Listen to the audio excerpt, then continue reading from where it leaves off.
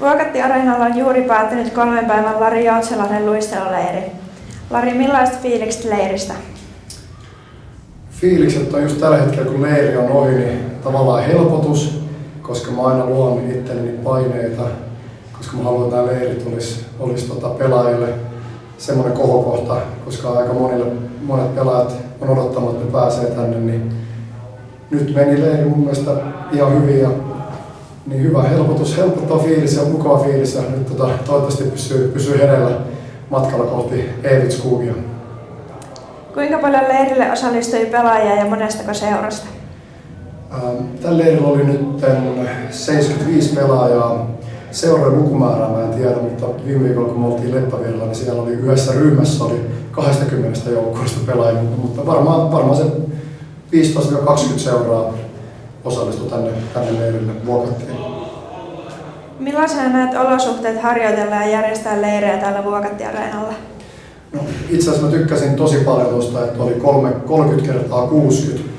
Että mahdollisimman paljon jääpintaa, niin tähän luisteluun se sopii erinomaisesti. Ei välttämättä suosittele pelejä pelattava, jos haluaa Pohjois-Amerikkaan tyylistä peliä, mutta täällä on vissiin toinen pienempi kaukalo sitä varten. Mutta tuli tosi hyvä jää, mukava henkilökunta ja kaikki toimijat. Onhan tää hyvä paikka pitää leiriä, että emme täällä muuten oltaisi.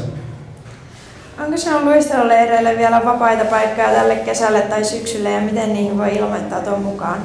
No, nyt on kesä niin loppumaisilla, että leirit on täynnä. Tämä Vuokatin leiri on tosi suosittu, että oliko täällä lähes 30 pelaajaa ja ilman leiripaikkaa. Ja leirille voi osallistua mun kotisivut larijoutsenlahti.com ja somesta löytyy matskua ja sieltä pystyy sitten katsomaan ja sähköpostilistalle voi ilmoittautua, niin sitä kautta saa leiristä tietoa. Ja syksyllä sitten syyslomalla on sitten seuraavat leirit, mitkä sitten avataan tuossa ilmoittautuminen Syssynmäellä.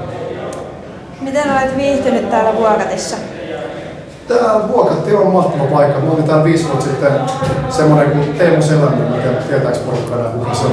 Teemu pyysi mua sen leirille tänne 5 vuotta sitten ja se oli silloin tutustunut. Oli se vanha halli ja oli aika erinäköinen paikka. Et on muuttunut yllättävän paljon 5 vuodessa. Ja mikä se kysymys on? Mä itse vähän unohdin. Että miten olet viihtynyt täällä Vuokatissa? Joo, että kyllä joo. Siis, erittäin hyvin, että oli hotellissa yötä ja Viilehotelli, niin sain nukuttua hyvin. Millaiset kesäterveiset haluat kiekkojennoille lähettää? No, nämä perinteiset kliseet, että niin monipuolista liikuntaa ja uikaa, nukkukaa, syökää, kaikkea pitäkää hauskaa ja sitten tietysti ehkä ei liian pitkää taukoa jäältä, mutta välillä pitää jäältäkin taukoa, että jos haluaa kehittyä, niin yksi fysiikka on kehittää, niin jäätuntumaakin kannattaa ylläpitää, jos haluaa jääkiekkoa pelaa. Kiitos haastattelusta Lari Joutsenlahti ja hyvää kesän jatkoa. Kiitos paljon.